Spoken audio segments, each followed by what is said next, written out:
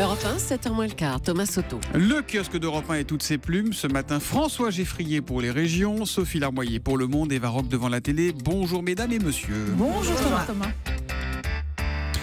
Ce matin, vous serez d'abord saisi par la phrase d'accroche en une de Libération. Je commence à aimer la drogue plus que mes enfants. Responsable, les opioïdes que l'on trouve dans plusieurs médicaments antidouleurs. Libé qui nous propose une plongée dans l'Amérique profonde où les overdoses liées à ces psychotropes de synthèse sur ordonnance se multiplient. Une épidémie qui touche aussi l'Europe, nous apprend Libé. Un choix de une qui peut paraître surprenant mais que le journal justifie par une volonté de nous ouvrir les yeux. Si nous consacrons 5 pages à l'effarant niveau de consommation des drogues légales et illégales à travers le monde, c'est parce que ces substances disponibles sous toutes les formes possibles, y compris de médicaments vendus sans ordonnance, posent un vrai problème de santé publique partout dans le monde. Aux États-Unis, elles tuent bien plus que les armes à feu ou les accidents de la route. Une dépendance qui touche tous les milieux sociaux et tous les continents, nous avertit Libé. À part ça, vos journaux sont toujours aussi dépendants de la politique. Aujourd'hui en France, s'inquiète pour le Wouzvou, vous savez, le dictionnaire de l'élite qui doit intégrer de nouveaux députés. Et c'est, paraît-il, un véritable casse-tête, car tous devront figurer dans l'édition 2018 du Gros Rouge. Le Gros Rouge, il paraît que c'est le surnom de ce célèbre dictionnaire qui pèse quand même 4 kilos, qui recense 22 000 personnalités qui sont les plus en vue dans leur domaine. Est-ce que vous y êtes, vous, Julie, dans le Wouzvou ? Je crois que mon mari y est, donc je suis l'épouse de mon mari dans le L'épouse de Gérard Leclerc. Mais oui. Plus classique. Tout arrive. La une du Figaro, après une débâcle historique, le PS en voie de disparition, politique également en une de La Croix, de l'UMA et de CNews Matin qui affiche le couple exécutif. Les travaux démarrent. Variante dans l'opinion, la majorité dans le dur. L'opinion qui, après le dégagisme, vous vous souvenez du dégagisme de la campagne présidentielle, nous propose une petite digression sur le non-mercisme. C'est Xavier Bertrand, par exemple, qui refuse de briguer la tête des Républicains. Le parti non-merci, la région avant tout. C'est Marielle de Sarnez qui renonce à la tête du groupe Modem à l'Assemblée. Ou c'est encore Arnaud Danjean, pressenti pour prendre le ministère des Armées la semaine dernière et qui a préféré garder la tête froide, dit-il, pour ne pas laisser l'orgueil l'emporter. Commencer sous l'ère du « en même temps », le quinquennat va-t-il se poursuivre au rythme du « très peu pour moi » s'interroge donc l'opinion. Je me tourne vers vous, François Geffrier, en espérant que vous ne tombiez pas dans le non-merci ce moment de vous demander de nous parler de la presse quotidienne régionale. Je vous en prie. On commence avec les vérités de Jean-Claude Gaudin à la une de la Provence ce matin. Gaudin se confie. Celui qui est maire de Marseille depuis 22 ans est interviewé, notamment sur son avenir personnel. Marseille, c'est ma ville, c'est ma vie. Tant que je suis en forme physique, je garde la fonction. En revanche, il ne se représentera pas en 2020. Que d'ici là, mes amis se mettent d'accord sur un nom, conclut-il. Donc, dernier mandat pour Jean-Claude Gaudin. Ça, c'est clair. Il ne sera plus sénateur dans quelques mois par la loi du non-cumul des mandats. La une du journal Sud-Ouest, immobilier, l'effet fou de la ligne à grande vitesse sur les prix. Et oui, parce qu'avec Paris-Bordeaux en 2h05 de TGV à partir de dimanche prochain, les agents immobiliers voient débarquer des Parisiens qui font des offres mirobolantes pour des maisons ou appartements. Résultat sur les prix en un an, plus 11% à Bordeaux. Et puis cap sur New York, c'est la une du Télégramme avec une photo prise à Saint-Nazaire hier de ces bateaux lancés dans une course vers l'autre côté de l'Atlantique. Des voiliers multicoques qui vont tenter d'aller plus vite qu'un paquebot, le deuxième plus grand du monde, le Queen Mary 2, construit à Saint-Nazaire il y a 13 ans. Il y a un survol incroyable de l'A380 incroyable, qui revenait du Bourget. Incroyable. Regardez ça sur europe1.fr, on vous a mis les images ou si elles n'y sont pas encore, elles y seront dans quelques secondes. Et là, il panique à Internet, il dit vite. Non, mais l'avion, c'était un hasard ou c'était prévu ? Mais non, c'est pas un hasard. Bon, prévu bah oui, c'était prévu quand même. Bon. Vous avez déjà souvent vu, vous, un A380, un ras-bitume au-dessus d'un bateau ?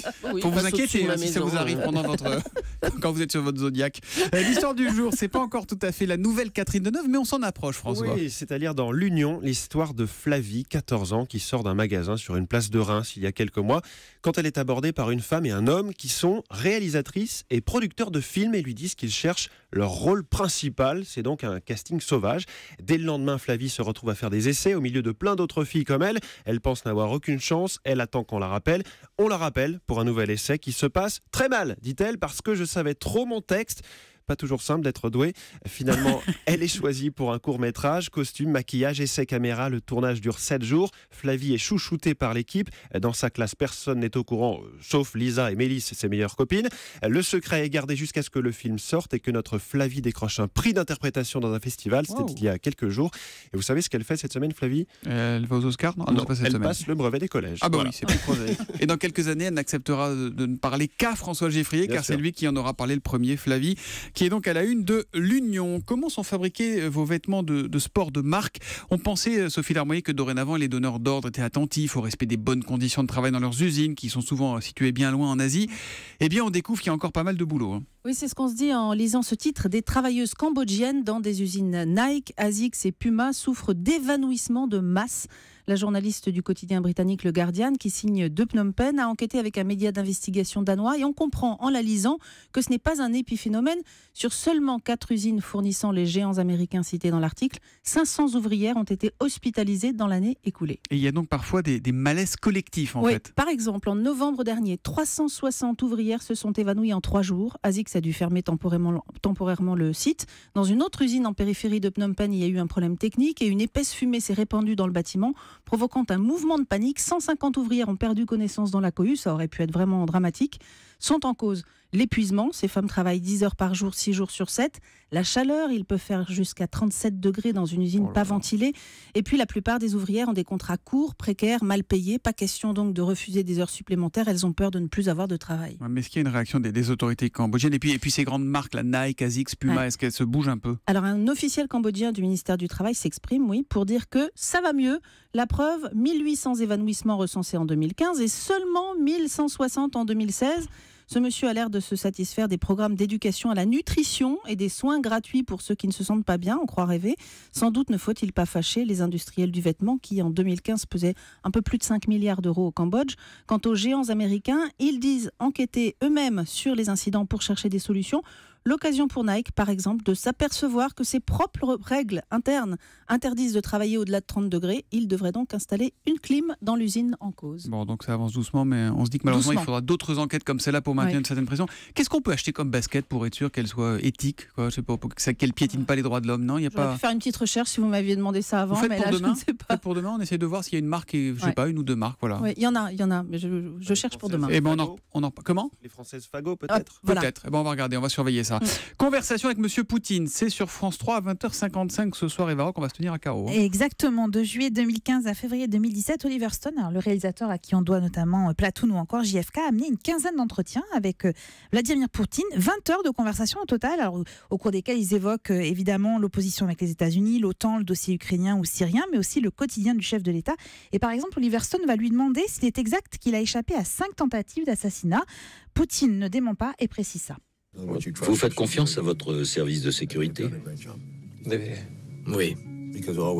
Quand on veut assassiner un président, on commence par infiltrer son service de sécurité.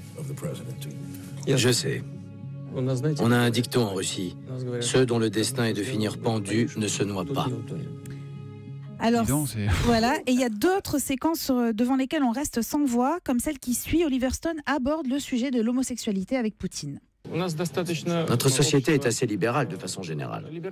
Est-ce que c'est vrai dans l'armée aussi? Il n'y a aucune interdiction. Pas d'interdiction?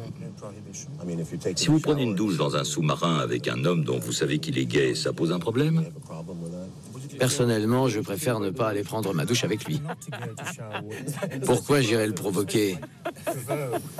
Je suis maître judoka et de sambo. Alors cette série documentaire, parce qu'elle est en 4 volets, elle est très très critiquée, en particulier aux États-Unis. En fait, on reproche beaucoup à Oliver Stone son extrême complaisance.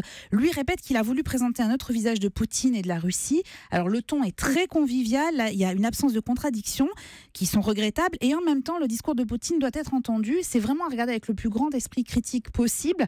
Un débat est organisé d'ailleurs sur France 3 après la diffusion du documentaire. Et Oliver Stone, complaisant ou pas donc, eh bien, vous l'entendrez à 8h15, puisqu'il sera tout à l'heure l'invité de Fabien Amias pour l'interview politique d'Europe 1. Voilà donc pour la télé.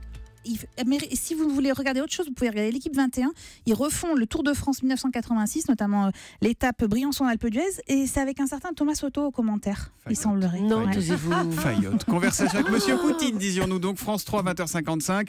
Et pour ceux qui s'intéressent au vélo, c'est l'équipe 21. Non, c'est plus l'équipe 21, c'est la chaîne L'équipe, ça s'appelle, à 20h45 ce soir. Merci les kiosquières et le kiosquier. À demain.